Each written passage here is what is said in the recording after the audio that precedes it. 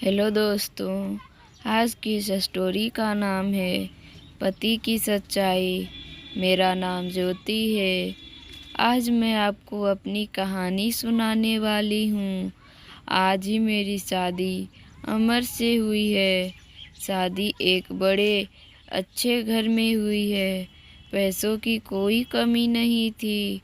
मैं और मेरे पिता अपने आप को बड़े खुशनसीब मानते थे कि हमें ऐसा घर मिला है। सभी रिश्तेदार भी कह रहे थे कि ज्योति के भाग खुल गए, किस्मत वाली है। हम लोग उनके मुकाबले कुछ भी नहीं हैं।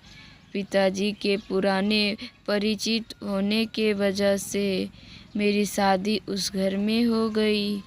शादी के बाद मैं पहली बार उस घर में गई। घर में जाते ही मुझे पता चला कि वो लोग कितने बड़े हैं। घर बहुत बड़ा था।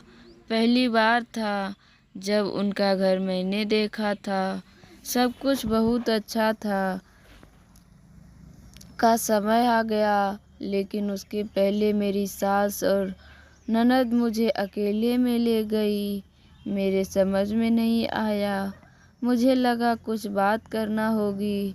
उनके चेहरे उतरे हुए और डरे हुए थे, जैसे कि कोई बात वो मुझसे करना चाहते हो। मैंने उन्हें पूछा, क्या हुआ? आप दोनों इतने डरे क्यों हैं? मेरी सास बोली, बेटा हम तुम्हें कुछ बताना चाहते हैं, लेकिन तुम यह सुनकर हिम्मत रखना। साथ ही मेरी ननद भी बोली कि अब हम जो तुम्हें बताने वाले हैं वो बात हम तीनों के बीच ही रहना है। यह बड़ा घर है, यहाँ बात फैसले ज़्यादा समय नहीं लगता, और वो बात सबके सामने आ गई तो हमें घर की इज्जत मिट्टी में मिल जाएगी। अब तुम इस घर की बहू और तुम्हें इस घर का मान रखना होगा। उनकी बातें सुनकर मैं सच में थोड़ा डर गई। मुझे समझ नहीं आया कि लोग क्या बोलना चाह रहे हैं। मैंने कहा, आप बताइए मुझे क्या बात है? मेरी सास बोली कि बहू मेरा बेटा मर्द नहीं है। उनकी यह बात सुनकर मेरे होश उड़ गए। उन्होंने कहा कि मैं जानती हूँ कि तुम सोच रही होगी कि फिर तुमने हमें क्यों फंसाया, लेकिन हमारी भी मजबूरी है। हम यह ऐसे बता सकते हैं, वरना सभी को पता चल जाएगी कि मेरा बेटा रात में अक्सर बाथरूम में ही रहता है। पता नहीं वहाँ क्या करता है।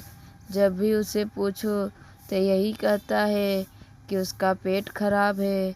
कमरे में जाने के पहले अपने पति के लिए यह बातें सुनकर मुझे समझ नहीं आ रहा था कि मैं क्या करूं। मेरी ननद कहती है कि तुम उससे बात करना, थोड़ा समय उसके साथ बिताओ, फिर उसको खोलकर बात करो। अगर कुछ हो सकता है तो हम ज़रूर करेंगे। हम तुम्हारे साथ हैं, तुम्हें अकेला नहीं छोड़ेंगे। उस रात यह सब सुनकर मैं अपने कमरे में जा रही थी। मुझे अब डर लगने लगा था। मैं कमरे में यही सोचकर जा रही थी कि मेरे पति अमर कमरे में आए। कमरे का दरवाज़ा बंद किया और दरवाजे से ही पेट पर हाथ लगाए हुए आए। बिस्तर पर मेरी तरफ पीठ करके बैठे और बोले कि उनका पेट खराब है, और कुछ ही सेकंड में वो बाथरूम चले गए। बिल्कुल वैसा ही हुआ जैसा कि मेरे सास ने मुझसे कहा था। पेट खराब हो तो थोड़ी देर बाद वो बाथरूम से बाहर आ जाते, लेकिन वो करीब 1 घंटा तक बाथरूम में ही रहे। मैं बाहर चुपचाप अपने बिस्तर पर बैठी रही।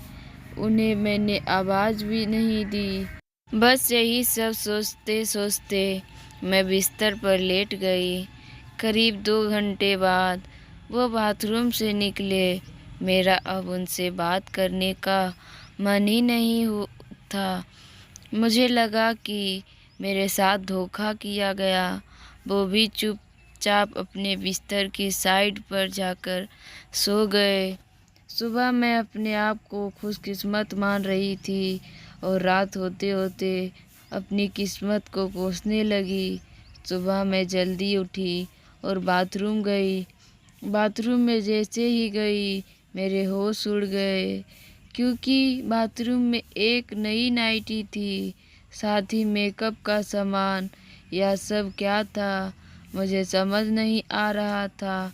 एक ऐसे इंसान से मेरी शादी क्यों करवा दी। सुबह मेरी सास और ननद ने मुझसे पूछा क्या हुआ बेटी। रात में मैंने कहा वही जो आपने बताया था। यह कहकर मैं रोने लगी।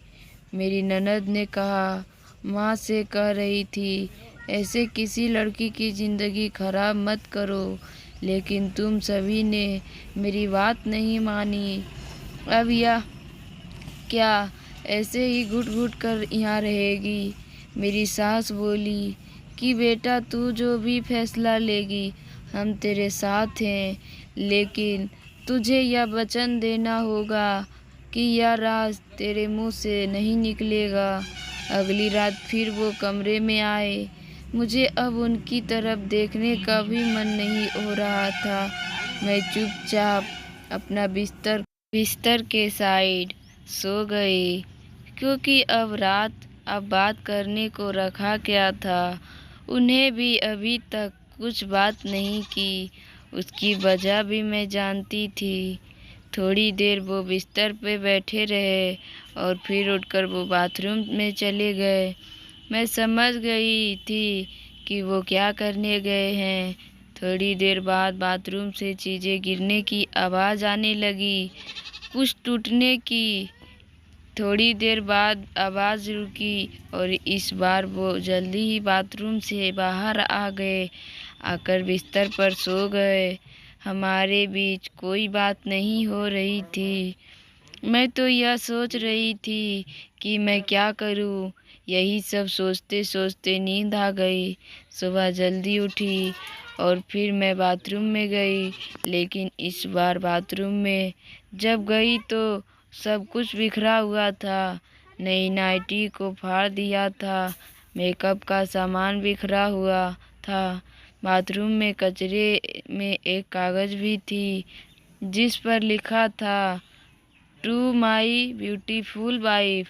मेरे मन में अब शक आया कि यह सामान और कपड़े कहीं मेरे लिए तो इन्होंने नहीं रखे। लेकिन फिर मैंने सोचा कि मेरी सास और ननद मुझसे झूठ क्यों बोलेगी। अभी मैंने उनसे कुछ बात नहीं की। सुबह मेरी सास और ननद फिर मुझसे सहानुभूति जता रही थी।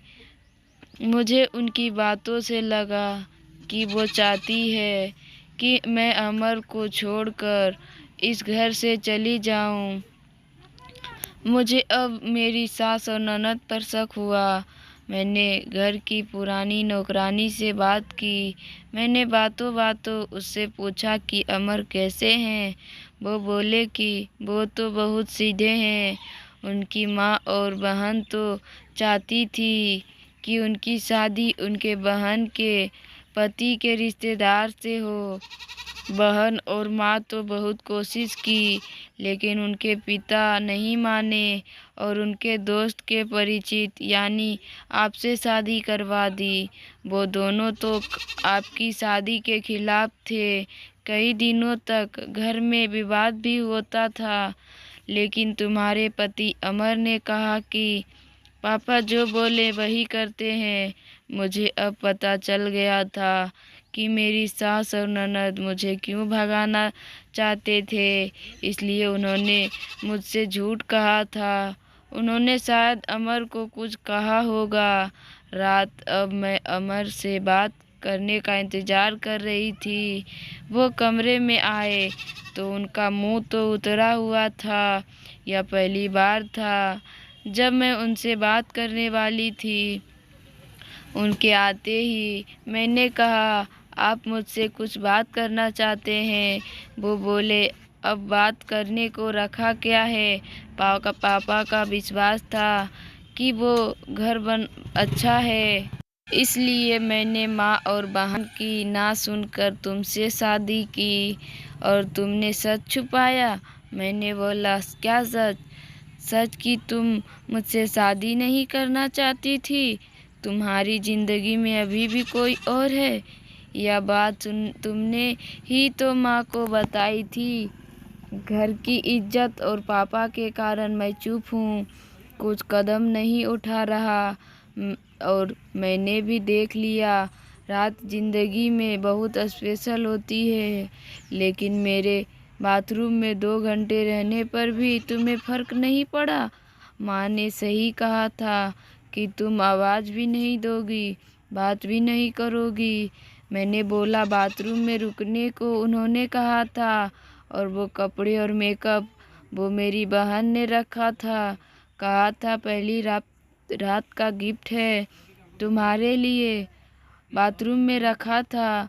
मैं उठकर उनके पास गई और उन्हें कहा, आपको पता है उन्होंने मुझे क्या कहा? फिर मैंने उन्हें सारी बातें बताई। कहा कि वो चाहते थे हम दोनों में गलतफहमी हो और हम अलग हो जाए, ताकि वो जो चाहते हैं वो पूरा हो जाए। उन्हें गुस्सा आया, लेकिन मैंने कहा, नहीं, अब हम इस बात को यहीं ख़त्म करेंगे और किसी और को कुछ नहीं कहेंगे। उस रात मेरी सारी परेशानी और गलतफहमी दूर हो गई, वो भी मेरी सही मायने में। अगली सुबह मेरी सास और ननद ने मुझसे पूछा कि मेरा क्या फ़ैसला है, मैं क्या करने वाली हूँ।